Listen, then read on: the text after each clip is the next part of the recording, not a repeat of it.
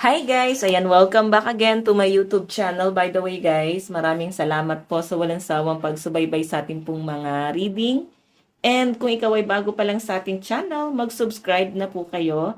Then, i-click mo na rin yung ating notification bell para lagi kang updated sa ating mga bagong upload. Okay, so by the way guys, ayan, pwede niyo ako guys i-follow sa ating Facebook page, Intuitive Tarot by Jade. Nag-upload po ako dyan guys ng short love reading at saka ng mga pick a card. Ayan. Ayan. So by the way, tignan natin kanino bang love reading yung masasagap natin ngayon. Okay. Kanino po itong love reading? The Hangman. Ako, nasa conflict kayo. So, I think guys, nasa talking stage or nasa situationship kayo ngayon. Okay, may ka-talking stage ka ngayon. Masyado to guys, komplikado kasi hindi mo alam kung magsiselos ka ba, may karapatan ka bang magselos, may karapatan ka bang magalit. Pero for me guys, opinion ko lang, since ilalandi ka niya, pinasok na niya yung mundo mo. Ibig sabihin, may karapatan ka na. Kasi nagrabyado ka na niya eh. Okay? So, may karapatan ka ng bumoses dyan. May karapatan ka ng magreklamo. Pero yung pagseselos, tanungin mo siya, linawin mo siya. Linawin mo kung, wait, di ba nilalandi mo ko? Bakit may iba? May karapatan ka dyan. Yung iba kasi guys, nino-normalize nila na wala silang karapatan kasi wala naman silang relasyon. Lagi yung tatandaan guys, na pag nilandi na kayo, pinasok na nila yung mundo nyo, may karapatan na kayo niyan.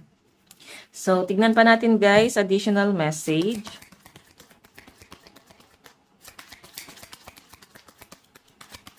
Kanina po itong love reading spirit. Meron tayong 3 of Wands. Okay, so ang hirap nito guys, no? Kasi parang nangangapa kayo sa dilim. So, ganun din yung nararamdaman ng person mo. Kasi yung pinapakita sa dito, parang nag-aantayan lang kayong dalawa. So, walang gusto mag-first move. So, ang hirap i-clarify kung ano na ba yung connection na meron kayo. Malalim na ba tong relasyon na meron kayo. So, may mga ganong senaryo ako nakikita rito guys, no? Okay, then Ace of Wands. Oh, pwedeng foreigner tong kadil mo ha. 5 of Cups, may mga regret. So, feeling ko rito guys, itong person mo, nagkakaroon siya ng parang problema.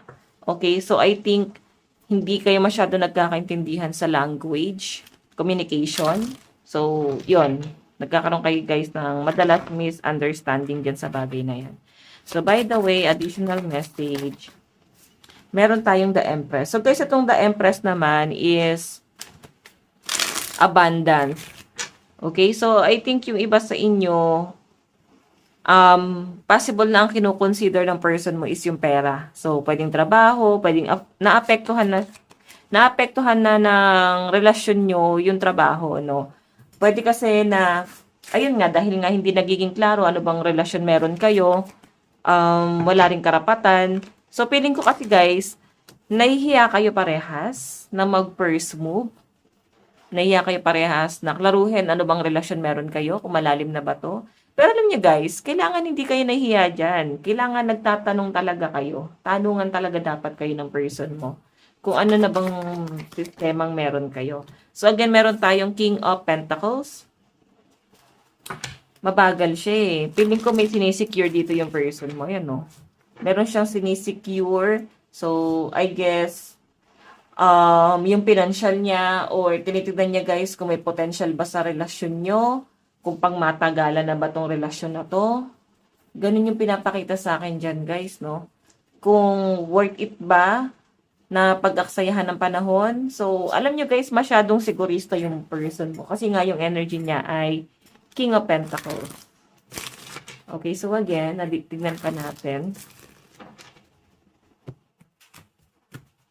Additional message.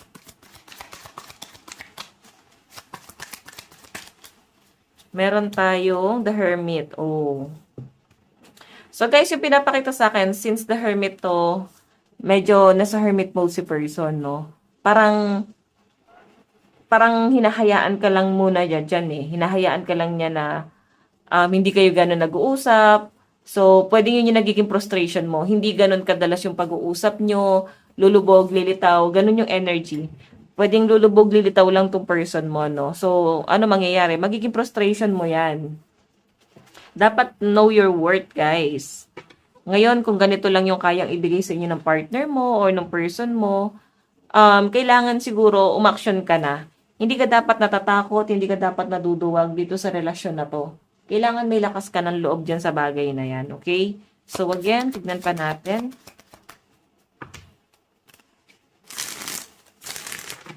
Additional message.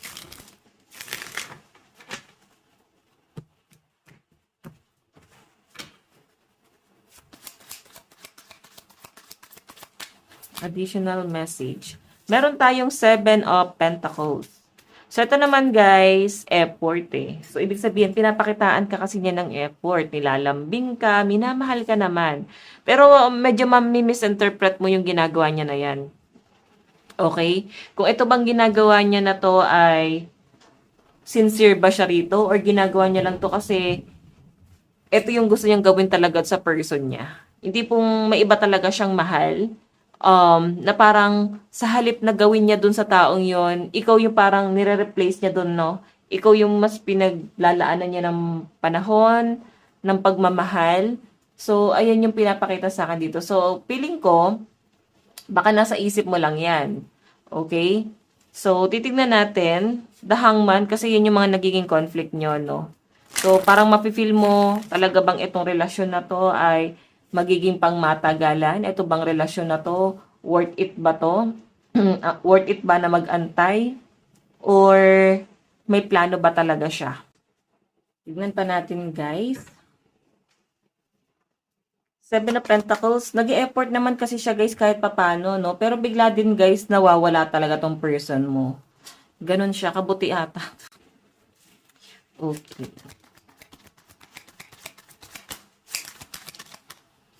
Ten of Wands. So, may pagkikita ata na magaganap sa inyo, guys. Ayan, no, may plano siya na magkita kayo. So, possible, guys, na baka hindi mo pa namimit itong taong to. Okay?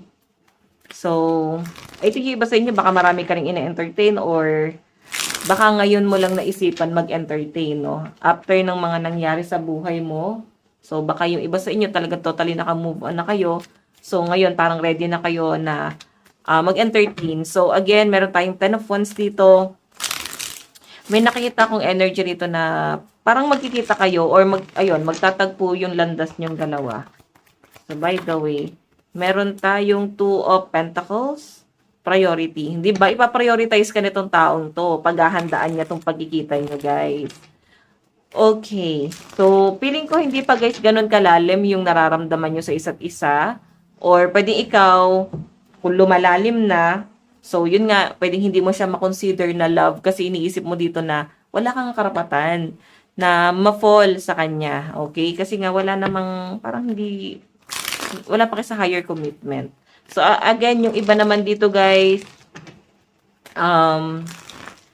possible, no, na siya naman kasi yung nauna na magpapansin sa inyo. Hindi pong hindi ka naman ready na pumasok sa relasyon. Pero siya kasi yung naunang magpapansin dito. So, hindi mo naman talaga siya gusto nung una. Pero parang kinuha niya talaga yung loob mo. And insiste. Diba? Since nakuha niya yung loob mo, ikaw na itong parang napofall. So, again, check pa natin, guys. Additional message.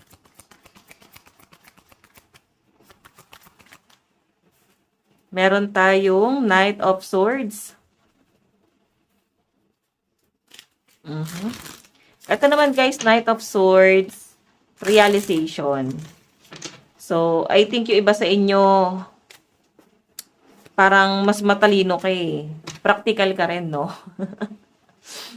Feeling ko kasi ang daming nangyari sa buhay mo na masasakit, sacrifice. Especially, guys, pagdating sa love. So, I think may mga single mom, single dad dito, no? So, marami kang sinacrifice pagdating sa love life mo. Check pa natin. Additional message. Meron tayong 5 of Pentacles. So, guys, itong 5 of Pentacles naman, yung pinapakita sa akin, parang medyo hindi ka convincing sa taong to. Sabihin, hindi pa ganun kalalim yung nararamdaman mo sa kanya. Hindi ka pa Hindi ka pa totally, um, hindi mo pa, or pwedeng hindi mo hinahayaan na ma-attach ka totally sa taong to. Okay? Sumasama yung loob mo sa kanya kasi nagsiselos ka na. Siyempre, nagkakaroon kayo guys ng pag-uusap, naglalandian kayo, di ba? Pero since nandito yung energy ng Five of Pentacles, actually, once na matauhan ka dito, iiwan mo to eh. Mabilis ka makarecover, mabilis ka mag-move on. So, ikaw yung pwedeng manawa dito agad. Lalo na kung mabagal itong taong to. Mabagal talaga siya kasi King of Pentacles siya dyan. Tignan pa natin guys ha. Isa pa dito guys. So, andalang kasi ng pag-uusap nyo eh. Okay. Madalang kanya kausapin. Lulubog lilitaw. Pag nagparamdam naman guys, solid no. Kasi lahat ng lambing, lahat ng sweet words, no, ibinibigay niya. Pero kasi syempre, makukontento ka ba sa ganun? Kasi parang hindi siya guys nagiging consistent dun sa, ano eh, sa relasyon nyo. Or parang hindi siya magiging seryoso dun sa relasyon nyo. So, I think, sabi ko nga sa inyo guys, pwedeng ikaw yung manawa. So, once na manawa ka dyan, possible na baka yung ka-talking stage mo pa yung maghabol sa inyo. Okay, iba sa inyo guys, baka kayo ay nasa ano na talaga. Baka may commitment na, pero parang ano lang siya. Situationship. Uso ngayon na situationship, no? Nasa situationship ba kayo? Iba sa inyo guys, pwedeng nasa abroad kayo, kaya siguro lumalabas dito is baka foreigner. Okay, pwede nasa abroad ka pala. Pwedeng Pinoy lang din naman or Pinay yung person mo. Baka same lang kayo na nag-a-abroad. So, by the way, additional message. Meron tayong Wheel of Fortune. Ayan. Okay, Wheel of Fortune. Moving forward. So, feeling ko dito, guys. Ayan. So, pwedeng ikaw ay maghahanap ng iba. Parang possible na meron ka ring iba pang i-entertain. Hindi ka magkukumit dito sa isa na to. Hindi mo aksayahin yung panahon mo sa ganitong klase ng tao, no? Kung may relasyon naman kayo, guys, mararamdaman mo, parang ang cold-cold niya. Parang alam mo yon, ano bang dahilan? Ano bang purpose? Bakit may relasyon kayong ganito? Kung hindi naman pala siya, guys, magiging consistent doon sa inyong buong relasyon. Okay, so again, meron tayong Page of Wands. Page of Wands. So, alam nyo guys, makaka-recover ka kagad sa taong to. Kasi may iba pa ulit ako nakikitang paparating sa inyo. Ganun talaga pag single. Okay, tignan pa natin guys. Additional message. Additional message. Kanina po itong love wording. Oops.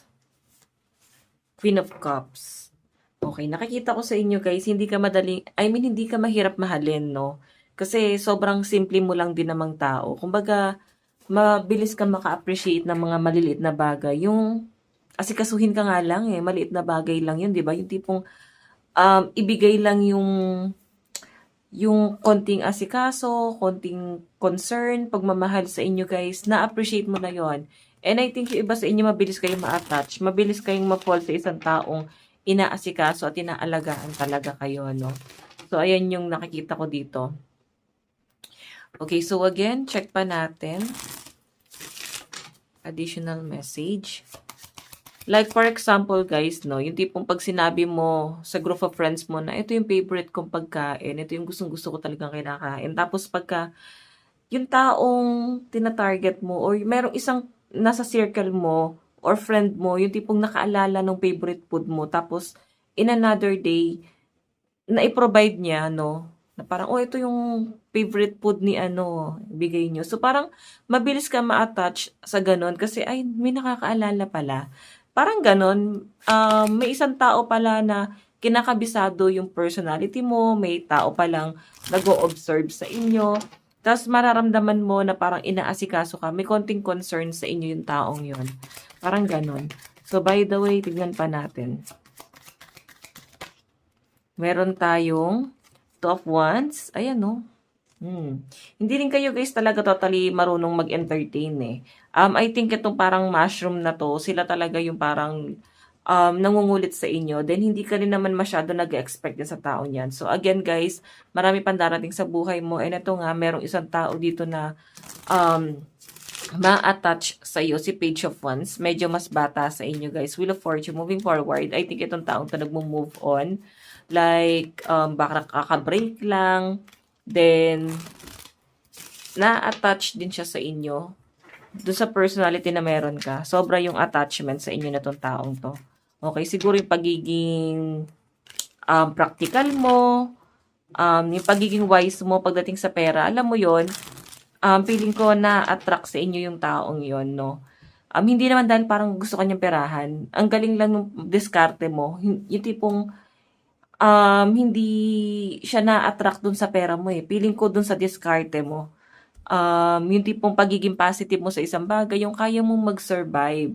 Ganyan yung pinapakita sa akin dyan. So, again, additional message. Meron tayong Five of Wands.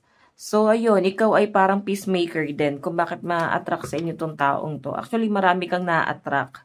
Ito lang siguro yung pinaka-totoong nagkakagusto talaga sa inyo or hindi tipong talagang sobrang na-attract sa inyo. Sila lang talaga yung nasasagap natin. Pero marami nagkakagusto sa inyo, guys. No? Okay? Ito, pwedeng nasa circle of friends mo or pwedeng katrabaho or pwedeng acquaintance, pwedeng kapitbahay. Basta parang malapit mo lang guys kakilala. Someone na parang hindi mo pa nga masyado napapansin eh. Someone na never mong in-idea. Oo, hindi siya pasok sa ano mo, sa standard mo. Pero, alam mo yon yung action niya eh. Kung paano kanya guys, in love language niya eh. Kung love language na ba talaga niya yon or ganun lang talaga siya guys. Sa mga friends niya, talagang maasikaso lang talaga siya, di ba? So, by the way, additional message. Meron tayong Four of Swords. So, eto naman guys, Four of Swords. Medyo broken-hearted yung taong yan. I think may pinagdaanan siya before. Feeling ko kasi guys, itong taong to, kakahiwalay niya lang. Then, eto guys, sasabihin ko sa inyo guys huwag kayo basta-basta mag-entertain ng taong kakahiwalay lang kasi mabilis yan ma-attract. So, yun nga lang guys, once na makarecover yan, huwag nyo guys masyadong iti-take advantage. Or kahit ikaw, no, hindi ka dapat nag-entertain muna. Mahirap i-take advantage yung mga taong ganyan kasi medyo vulnerable. Pero once na makarecover yan guys, marirealize nila ay hindi pa pala sila totally attracted sa inyo. Marirealize nila na iba pala talaga yung gusto nila. Pag totally healed na yan, hindi pong nabuo mo na yung taong yan, aalis at aalis yan sa buhay mo unless talagang tumatanaw yan ng ano ng utang na loob. Yung tipong ma-appreciate niya yung mga, alam mo yun, yung mga pagmamahal, ma-appreciate niya yung mga pagiging concern mo. Unless ganun siya, no? Or ikaw, pwede nyo guys reverse yung energy. Pero again guys, huwag kayo basta-basta mag-entertain ng taong kakahiwalay lang, promise. Medyo mahirap, yan, i-maintain. Again, tignan pa natin. Additional message. Mahirap i-please yung mga ganong tao, guys. Meron tayong Three of Swords. So, guys, ito namang Three of Swords. Ano to eh? Diba? Pwedeng kaka-break niya lang kasi na-involve siya sa third party. Okay? Okay, additional message. Kanina po itong love reading. Oops. Meron tayong The Magician. Okay, so ayun. Medyo may pinagdadaanan pa nga talaga yung taong yan. Pero alam niyo guys, unti-unti naman siya nakaka-recover na. Okay, malaking tulong ka din sa kanya. Hindi naman sa parang nagiging panakit butas. Kasi iba yung parang panakit butas, yung tipong ginawa ka. Eh dito naman hindi eh. Feeling ko, ano lang talaga siya. Nahuhulog yung loob niya sa inyo. And mahuhulog din yung loob mo sa kanya. Kasi nga, alam mo yung pinapakita niya kasing concern sa inyo. Hindi pong mapapaisip ka bakit ganito tong taong to? Na para bang yung pagmamahal ba na dapat inaalay niya doon sa person niya, sa inyo niya ginagawa? Mapapaisip ka na, hello, ano ba ako, substitute? Parang gano'n. Pero feeling ko kasi guys, talagang kailangan niya ng love, no? Hindi lang siguro guys ng karelasyon, I think ng kaibigan. Okay, so meron tayong Six of Wands. Oh. Okay. So, actually, ikaw kasi ano balance ka lang na tao. Okay? Ikaw yung tipo ng tao na parang hindi ka naman nakapokus totally sa love. Oo. Hindi ito yung pinaka main focus mo. Feeling ko nakapokus ka sa goal mo. And adventurous kang tao eh. Mahilig ka sa travel, masayahin kang tao. gusto mo lang ng happy-happy. Ano ka eh, more on giver ka eh. Kasi mas gusto mo yung nakakapagbigay ka ng kasiyahan sa ibang tao, no? So, again, meron tayong Queen of Wands. Ayan, Queen of Wands. Again, meron tayong the Hierophant. Okay, so guys, ito naman Queen of Wands. Ano to eh, um, magaling kang magsalita, no? Kung paano ka mag-deliver ng message. Kumbaga, yung words of wisdom mo, kung paano ka nakakapag-advise sa mga friend mo, kung paano mo na i-share yung knowledge mo sa kanila or sa ibang tao. Actually, maraming tao ang natatalinuhan sa'yo. I think ito yung isa sa mga sex appeal mo. Yung kung paano ka mag-isip, kung paano ka dumiskarte, yung pagiging matalino mo, 'di ba? Maraming na-attract sa iyo diyan. Okay? So by the way, tingnan natin. Kaya nga maraming nagkakagusto sa inyo, guys. Okay, ano pa lang to guys ha, basic pa lang to na taong nagkakagusto sa inyo. Meron pang lulubog lilitaw dito. Yung tipong hindi ka naman nag-entertain. Pero parang sila yung lumalapit kasi sa inyo guys eh. 'Di ba? So by the way, check pa natin ano yung nararamdaman sa inyo ng person mo. Nararamdaman sa inyo ng person mo. Meron tayong strength. 'Di ba ikaw yung nagbibigay ng lakas ng loob sa kanya, ikaw yung nagmo-motivate sa kanya, ikaw yung ayun na nga, nagiging kalakasan nitong taong 'to. Kumbaga, pag nandiyan ka guys, ramdam niya na parang hindi mo siya pababayaan. Pag nandiyan ka, ramdam niya na malakas siya or hindi siya mag-iisa. No, yun yung nafe-feel niya diyan. So again, meron tayong justice. 'Di ba? Nagiging kakampi ka niya para kang magulang niya. Sorry guys, parang ganun kasi na-imagine ko. Para kang para siyang bata. Parang mas bata talaga siya sa inyo. Para kanyang magulang na parang hindi niya kayang lumayo sa inyo, na para lang siyang nasasayang mo, na parang pag nawala ka, guguho yung mundo niya. Hindi naman totally parang love. I think naghahanap lang siya ng someone na parang hindi mag-aalaga eh. Someone na parang kakampi, siguro maiiyakan, siguro ikaw yung nakikita niyang ganon.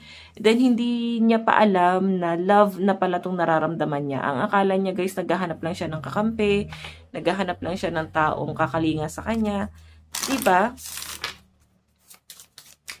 Meron tayong social network. Ayan. Humahanga rin siya sa inyo guys. Siguro ikaw ay online seller or sikat ka ba?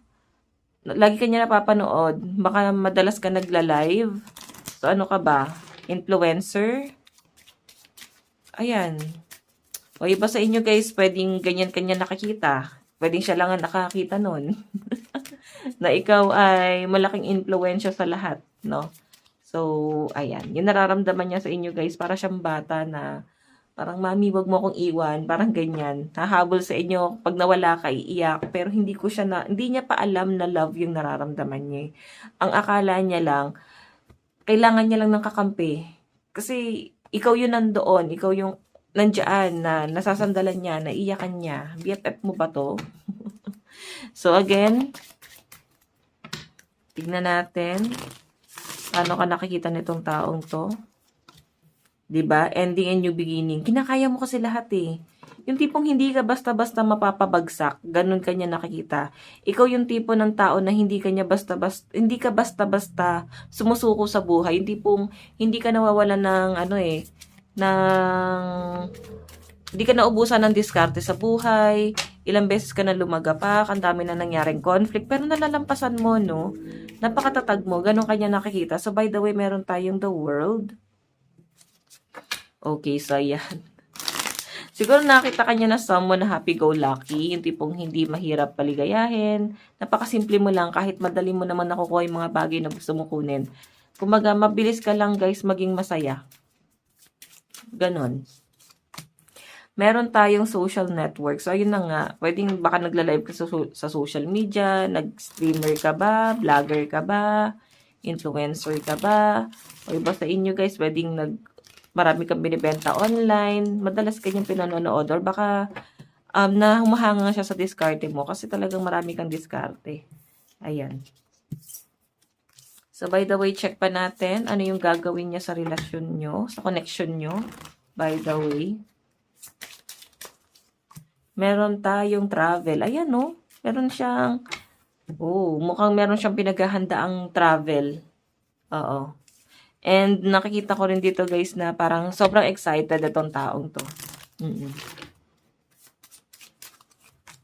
Sobrang excited. May celebration ako nakikita, the Chariot. May opportunity darating sa kanya. So, I think, yung gagawin niya rito, guys, possible na i-take advantage. Hindi i-take advantage na peperahan, ha.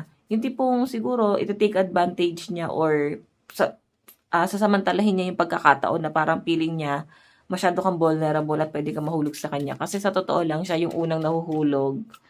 Okay, meron tayong that. Ending and new beginning. Diba? Nabubuhay mo na naman siya kasi namatay na siya eh. Kumaga, namatay na yung puso niya eh, pero nabubuhay mo yung patay niyang puso. Parang ganun yung dating sa akin dito, guys, no? So, again, check pa natin additional message. Meron tayong attention of others. I'm addicted to the attention of others. I love feeling wanted and needed. I don't feel whole without it. Diba sabi ko nga sa inyo, guys, sobrang nalulungkot itong taong to. Kaya gustong-gusto niya ng attention ng ibang tao dito. Especially ikaw, nabibigyan mo siya ng attention. Okay, kaya nahulog yung love niya sa inyo. At parang madalas gusto kanyang kasama. Yan, single siya, oh. Single. I'm single right now. I'm not attached to anyone and not looking to get into a relationship. Kasi hindi nga niya alam na love na pala yung nararamdaman niya sa inyo. Yung una, akala niya lang, ano lang kayo, body-body lang kayo, tropa-tropa lang. Pero love na pala yon. Meron tayong have my kids. So, ikaw, baka single mom ka, single dad, or pwedeng siya. Pwedeng isa yun sa mga iniisip niyang possible conflict dun sa connection nyo. May conflict eh. O baka kababata mo pala yan, kapitbahay mo, so nahiya siguro kayo guys sa judgment ng ibang tao. Message niya sa inyo, I feel you even though we are apart. Diba, di kanya kasama, parang nararamdaman kanya. Ramdam na ramdam kanya. Meron tayong I don't react when people mention you.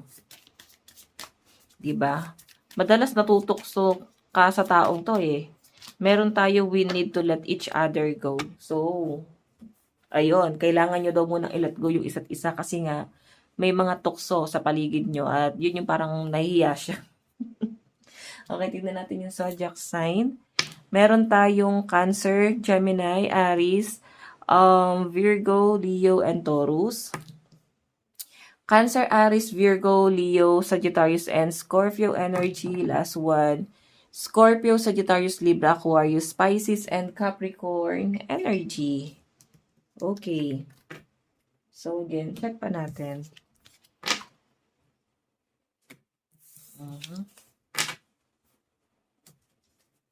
Sa side mo, anong nararamdaman mo sa taong yan?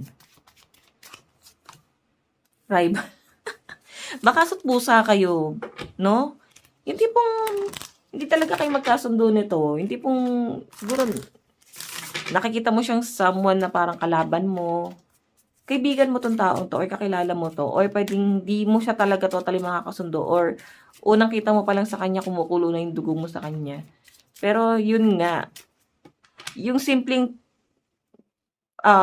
init ng ulo niya pala sa inyo, guys, ayun nga eh, na love na pala yung nararamdaman niya. Akala niya, ano lang yon, simpleng galit lang yon, yung pala, may something, no? May ganun eh, yung tipong asot pusa, pero at the end of the day, sila pa rin nagkatuluyan. So, again, meron tayong after party, no? Di ba may celebration na magaganap? Or pwedeng may gulong nangyari sa inyo, pwedeng pinag-away kayo na ibang tao, or pwedeng nagkaroon ng kaguluhan sa circle of friends nyo. So, meron ako nakitang celebration dito, baka may magba-birthday ngayong Leo season. Or Virgo. Leo or Virgo yan. Baka ganyan. So, again, meron tayong reconcile. Oh. Nagkaroon kayo ng tampuhan lately. Pwede hindi mo nagustuhan yung sinabi niya sa inyo yung sinabi niya sa inyo, pwedeng chat or personal. Basta meron kang hindi nagustuhan na sinabi niya or pwedeng siya. Basta, na-feel niya rin yon, parang nag-init yung ulo niya. Same kayo, pero hindi niyo makuhang magalit sa isa't isa. Parang ganon. Okay. So, by the way, hindi nyo makuhang mag-away ng sobra-sobra. Pero, lately parang may tampuhan, pero hindi naging vocal, no? So, by the way, tignan pa natin. Tingnan pa natin. So, ano yung dapat mong gawin? Treatment. I-heal mo yung sarili mo. Di ka pa ready. Okay? And syempre, magpayaman ka. Di ba? Focus ka muna sa pera mo. Saka wag ka daw muna masyado mapagbigay. Sobra-sobra ka sa pagbibigay. Tapos ikaw yung nag-overthink pagka walang-wala ka na. Di ba? So, I think lagi mong tinitreat yung mga friends mo o yung ibang tao sa paligid mo. Ganun ka talaga, mapagbigay ka talaga, no? Sobrang normal sa inyo yung pagiging mapagbigay sa pinapakita sa akin dyan. Okay? So, again, titignan natin. Ang dapat mong limitahan dito, yung pagiging magastos, limit mo yan. Meron tayong Gemini, Cancer, Aquarius, Scorpio, Libra, and Pisces. Cancer, Scorpio, Aquarius, Libra, Pisces, Gemini, Aries, and Taurus energy. So, by the way guys, ito lang po ang inyong daily love reading. Bukas po ulit. God bless and love you all. Bye-bye.